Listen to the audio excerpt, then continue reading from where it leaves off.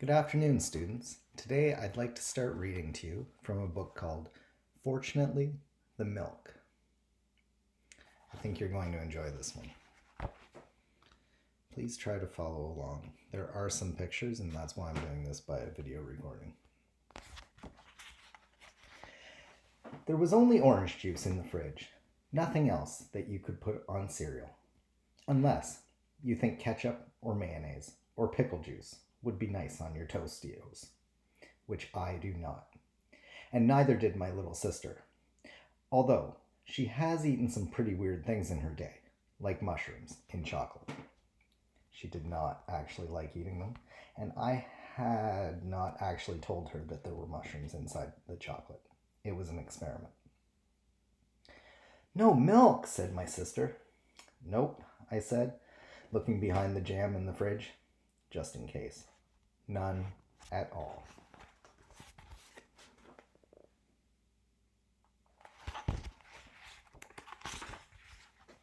Our mom had gone off to a conference. She was presenting a paper on lizards. Before she went, she reminded us of the important things that had to happen while she was away. My dad was reading the paper. I do not think he pays a lot of attention to the world while he is reading his paper. Did you hear me? Asked my mom, who was suspicious. What did I say? Do not forget to take the kids to orchestra practice on Saturday. It's violin on Wednesday night. You've frozen a dinner for each night you're away and labeled them. The spare house key is with the Nicholsons. The plumber will be here on Monday morning, and do not use or flush the upstairs toilet until he's been. Feed the goldfish. You love us, and you'll be back on Thursday, said my father. I think my mom was surprised. Yes, that's right, she said. She kissed us all. Then she said, oh, and we're almost out of milk. You'll need to pick some up. After she went away, my dad had a cup of tea. There was still some milk left. We defrosted meal number 1, but we made a bit of a mess of things, so we went to the Indian restaurant. Before we went to sleep, Dad made us mugs of hot chocolate to make up for the whole missing of Mom. That was last night.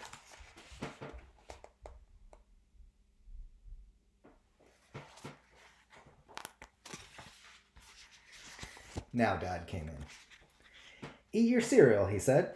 Remember, it's orchestra practice this afternoon. We can't eat our cereal, said my sister sadly. I don't see why not, said my father.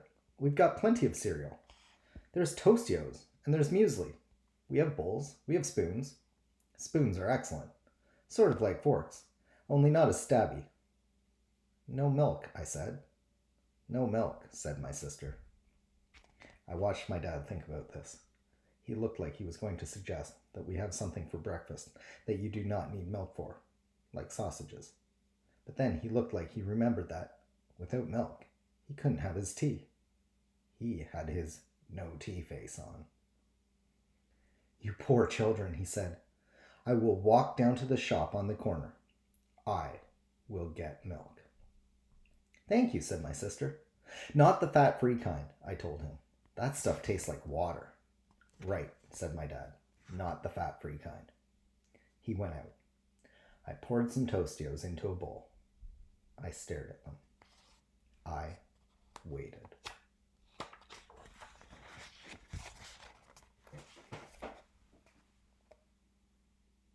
This is their waiting.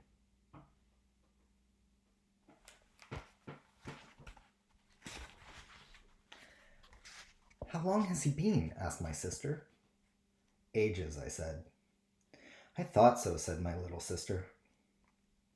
We drank orange juice. My sister practiced her violin. I suggested that she stop playing her violin, and she did. My sister made faces at me. How long has it been now? She asked. Ages and ages, I told her. What happens if he never comes back? She asks. I suppose we eat the pickles, I said. You can't eat pickles for breakfast, said my sister. And I don't like pickles at any time. What if something awful has happened to him? Mom would blame us. I expect he just ran into one of his friends at the corner shop, I said. And they got talking, and he lost track of time. I ate a dry Toastio, as an experiment. It was sort of okay, but not as good as in milk. There was a thump and a bang at the front door, and my father came in. "Where have you been all this time?" asked my sister. "Ah," said my father. Yes. Well, funny you should ask me that."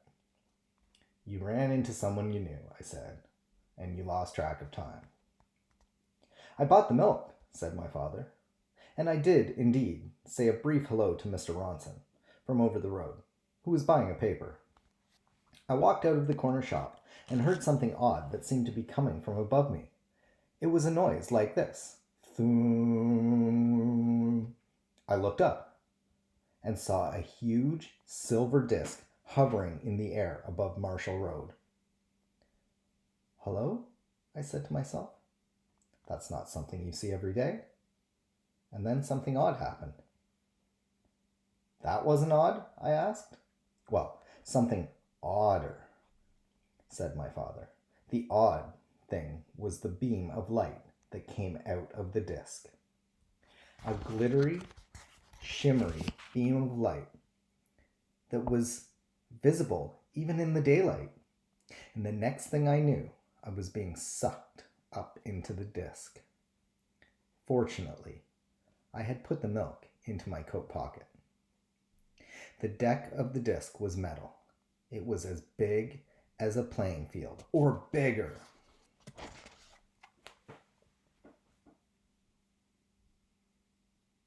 You can see the dad in this picture being sucked up into the disc.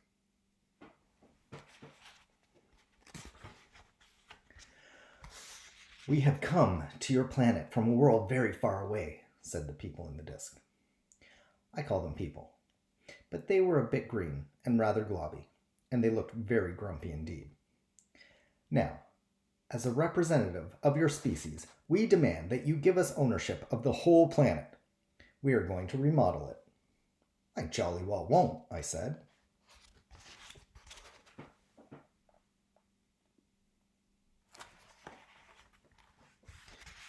"Then," it said, "we will bring all your enemies here and have them make you miserable until you agree to sign the planet over to us."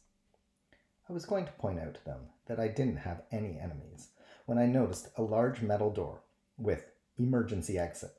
Do not open for any reason. This means you" on it. I opened the door. "Don't do that," said a green globby person. "You'll let the space-time continuum in." But it was too late.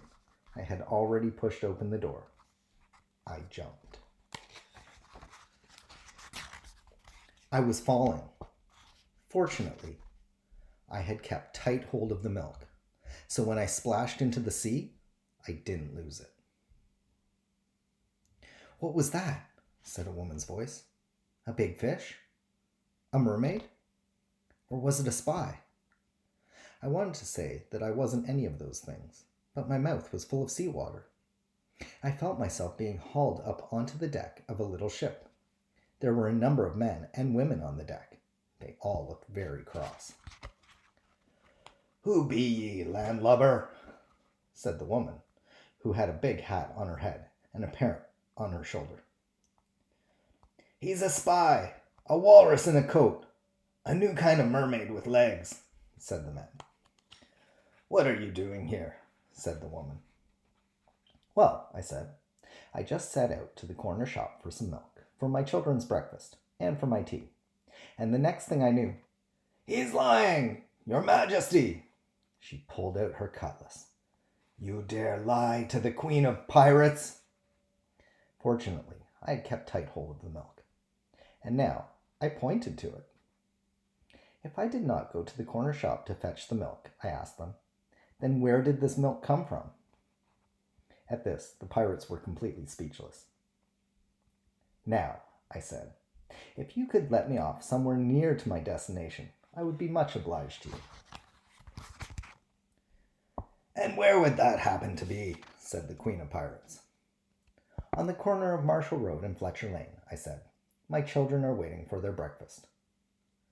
You're on a pirate ship now, my fine bucko, said the Queen of Pirates. And you don't get dropped off anywhere. There are only two choices. You can join my pirate crew, or refuse to join, and we will slit your cowardly throat, and you will go to the bottom of the sea, where I will feed you to the fishes. What about walking the plank? I asked. Never heard of it, said the pirates. Walking the plank, I said. It's what proper pirates do. Look, I'll show you. Do you have a plank anywhere? It took some looking, but we found a plank. I showed the pirates where to put it. We discussed nailing it down, but the pirate queen decided it was just safer to have the two fattest pirates sit on the end of it. Why exactly do you want to walk the plank? Asked the pirate queen. I edged out onto the plank. The blue Caribbean water splashed gently beneath me. Well, I said, I've seen lots of stories with pirates in them, and it seems to me that if I'm going to be rescued... At this, the pirates started to laugh so hard their stomachs wobbled, and the parrot took off into the air in amazement. Rescue? They said. There's no rescue out of here. We're in the middle of the sea. Nevertheless, I told them, if you are going to be rescued, it will always be while walking the plank. Which we don't do, said the pirate queen. Here, have a Spanish doubloon, and come join us in our piratical adventures. It's the 18th century, she added, and there's always room for a bright, enthusiastic pirate. I caught the doubloon. I almost wish I could, I told her, but I have children, and they need their breakfast. Then you must die. Walk the plank. I edged out to the end of the plank. Sharks were circling. So were piranhas. And this is where I interrupted my dad for the first time. Hang on, I said. Piranhas are freshwater fish. What were they doing in the sea? That's where I'm going to end today. We will pick up with piranhas, pirates, and aliens at a later time. This is your first reading of Fortunately the Milk.